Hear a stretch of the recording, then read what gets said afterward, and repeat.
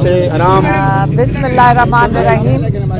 हमने कभी इतने लोग देखे नहीं। आमतौर पे हम 4-5 लोग ही 4-5 लॉयर्स खड़े होते हैं, ये नादिया खटक खड़ी होती हैं। तो आज माशाल्लाह इतनी रौनक है। मुझे लगता है जब टिकट का फाइनल हो जाएगा तो ये जगह सारी खाली हो जाएगा, फिर उदास हो जाएगी। खान साहब अकेले रहेंगे।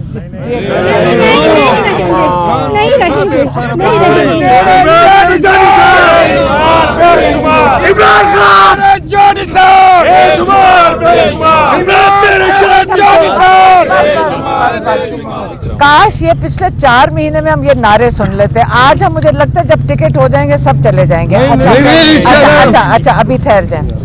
खान साहब ने आज जो पैगाम दिया है, उन्होंने, अब हमें याद रखना पड़ता है और हमारी कोशिश ये होती है कि जो कुछ उन्होंने कहा है बिल्कुल उन्हीं अल्फाज में आपसे आगे रिले कर दूं।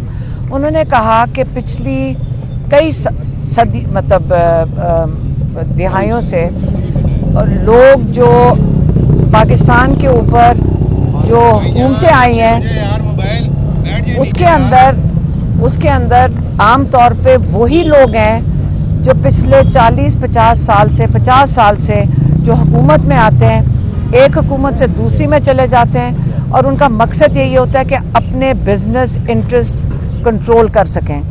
और वो लोग जो हैं वो कानून के ऊपर हैं। जैसे इमरान खान के ऊपर 202 केसेस हैं और इन 202 केसेस में उनको जो फ़र्क ज़राए से ऑफ़र आती है कि अगर आप हमारा कहना मान लें तो आपके सारे 202 केसेस एक दिन में ख़त्म हो जाएंगे।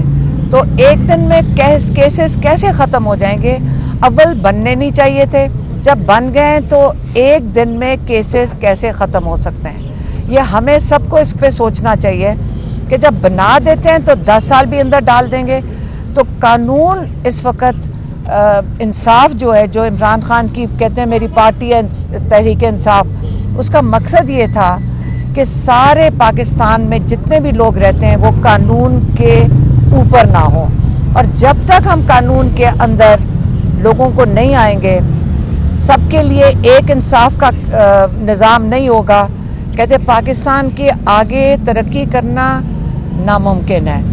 ये एक उनका पैगाम था। और दूसरा, उन्होंने आज ये भी कहा कि मेरी पूरी कोशिश है, और उन्होंने जो उनके साथ जो लॉयर्स इनकी लिस्ट साथ लेकर गए हैं, तो बारी बारी उनको यही कह रहे थे कि मेरे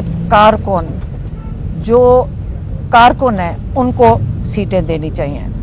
ये नहीं है कि वहाँ पे किसका पैसा ज़्यादा है। उन्होंने ये भी, मैंने सुना उनको कहते हुए, हमें नहीं कह रहे थे, लॉयर्स को कह रहे थे, मैं आपको सिर्फ बता रही हूँ।